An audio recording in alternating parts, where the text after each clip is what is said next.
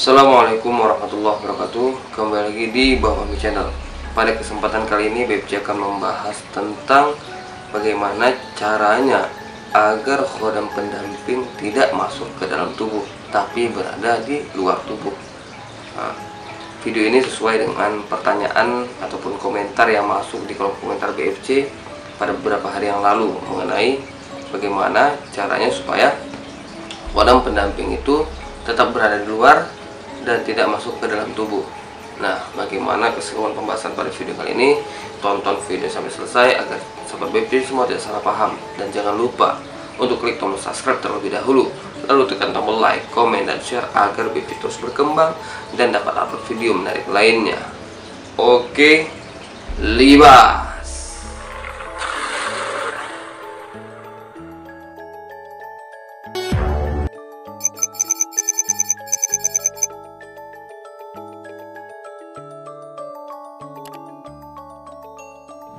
Alhamdulillah, Alamin.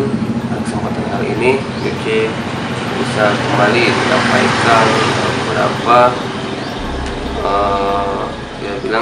tutorial ya, ataupun menjawab pertanyaan tentang seputar khodam. Ya, maaf sebelumnya juga untuk sahabat BFC, mungkin BFC agak terlambat mengupload video seperti biasa gitu kan. BFC juga memiliki kegiatan di luar sehingga penguploadan video agak lebih tertunda atau agak lebih lama gitu. Jadi BFC pada video kali ini membahas tentang bagaimana caranya supaya khodam pendamping itu tidak masuk ke dalam tubuh gitu. Oke, nah, jadi pada dasarnya pembahasan ini mungkin itu bilang ya sudah bisa dibilang pembahasannya nanti tuh agak lebih ke arah udah lebih tinggi lah gitu daripada misalnya pada dasar-dasar yang lain lah tentang khodam. Pembahasan khodam ini mungkin agak lebih naik tingkatannya karena BFC menyesuaikan gitu, karena posisinya pertanyaan ini berkaitan dengan khodam yang jangan sempat masuklah ke dalam tubuh ataupun mendampinginya hanya di luar tubuh.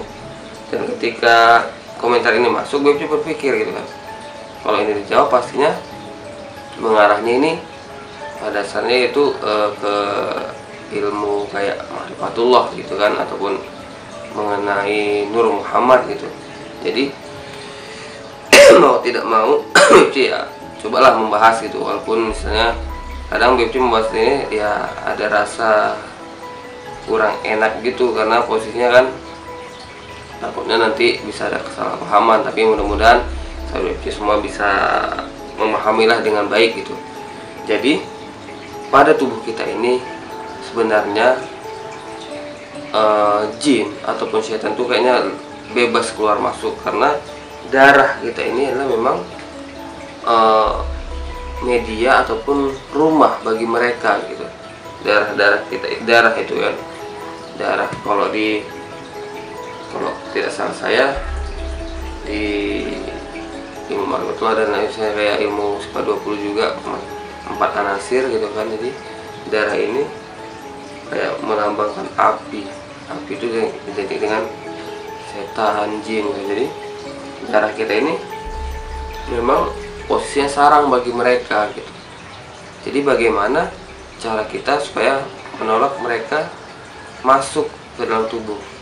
Kalau secara dasarnya, terus secara logikanya, kalau memang ini sarang mereka, pastinya kita tidak bisa secara secara kuat bisa membendung mereka gitu supaya tidak masuk, karena memang seperti kayak nafsu segala macam itu kan memang wadah-wadah mereka untuk menggugurkan kita ataupun mengalahkan kita dari menjauhkan kita dari kebaikan gitu. Misalnya kayak emosi atau apa itu kan memang terpancing karena adanya nafsu ataupun bisikan setan agar supaya kita tuh marah, agar kita temperamen. Itu sebenarnya salah satu mereka sudah masuk gitu, sudah masuk di tubuh kita dan menandakan mereka juga ada di tubuh kita. Tapi bagaimana caranya supaya kita menolak itu dengan cara ya mengaktifkan atau menghidupkan Nur Muhammad. Nah, itu pembahasannya yang saya sempat pelajari juga gitu, yang dibahas oleh guru saya ketika Nur Muhammad itu Zatullah Nur Muhammad lah, jelasnya Nur Muhammad itu hidup, maka karena ruh kita ini kan berdasarkan atau asal mulanya itu dari Nur Muhammad. Jadi ketika nur dalam tubuh kita ini aktif, hidup, ya mudah-mudahan tidak ada yang saya berbentuk jin ataupun khodam-khodam yang bisa masuk ke dalam tubuh. Itu yang sempat saya dengarkan dan disampaikan oleh guru saya gitu.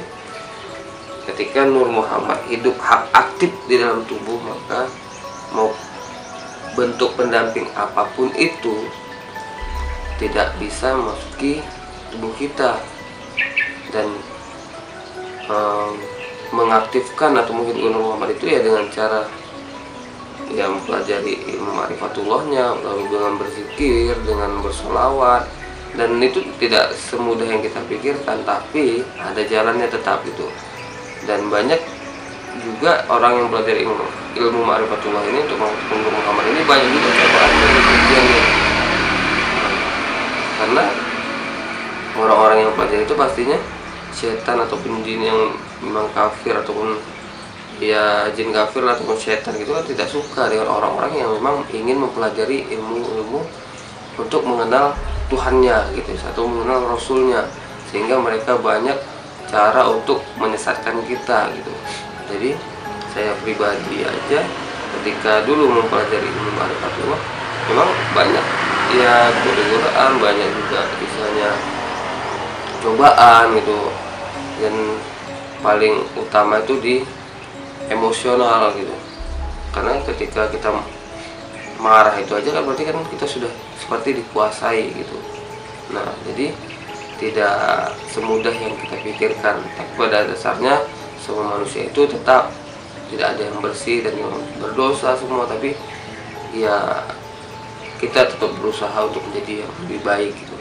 Jadi pada dasarnya ketika seseorang tidak ingin dirasuki khodam ataupun apa segala macam lah itu namanya kan, maka aktifkanlah mempelajari ilmu ma'rifatullah dan cara istilahnya yang memang simpelnya gini, cari guru lalu pelajari ilmu ma'rifatullahnya dan amalkan apa yang guru itu sampaikan gitulah, untuk mengaktifkan Nur Muhammad dalam tubuh kita ini gitu. Karena memang alam semesta ini pun juga ada karena Nur Muhammad, kita juga ada karena Nur Muhammad gitu.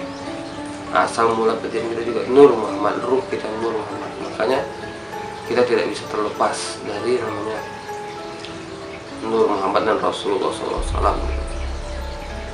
Karena semua ini ada karena berkat Rasulullah SAW. Jadi ya saya tidak bisa banyak menyampaikan tentang ini karena posisinya memang saya takut nanti menjadi salah paham, karena memang saya untuk menyampaikan hal-hal seperti ini belum seperti serasa saya belum mampu, tapi karena memang ada pertanyaan sedikitlah saya sampaikan tentang hal ini. Nah, posisinya saya memang belum ada perasaan siap untuk atau seperti mengajar atau apalah gitu, karena posisinya memang saya cuma ingin menyampaikan sebatas pengalaman dan juga pertanyaan-pertanyaan yang mungkin bisa saya jawab gitu. Karena juga saya manusia biasa, jadi ya yang bisa saya jawab bisa saya jawab, kalau tidak saya tidak bisa ataupun coba saya cari lagi petunjuknya gitu. Karena memang kita hidup ini ketika kita mengalami benturan atau masalah ataupun misalnya yang belum kita pernah alami, pasti kita mendapatkan petunjuknya melalui ya dengan cara berzikir, dengan cara bersolawat, nanti akan ada petunjuk-petunjuk yang datang. Makanya kita secara manusia pada umumnya gitu, tidak ada yang sempurna. Makanya daripada itu BPC mengajak untuk BPC semuanya agar bisa lebih toleransi kepada sesama gitu, agar kita hidup ini tenang, nyaman, tidak ada istilahnya sikut-sikutan gitu. Jadi sehingga ya damai gitu, tidak ada beban. Karena ada orang yang memang ketika tetangganya senang dia pun susah, merasa susah gitu, tapi padahal nggak ada hubungannya. Tapi makanya kita hidup nih ya, ketika nanti sahabat itu semuanya Nur Muhammad hidup, maka hidup itu akan lebih lebih ya nyaman gitu, karena tidak ada beban lagi, karena kita udah kita udah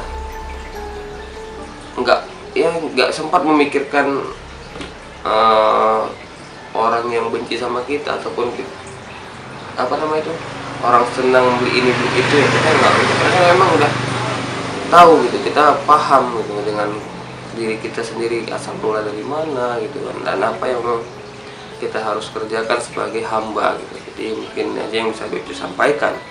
Akhir kalam, assalamualaikum warahmatullahi wabarakatuh.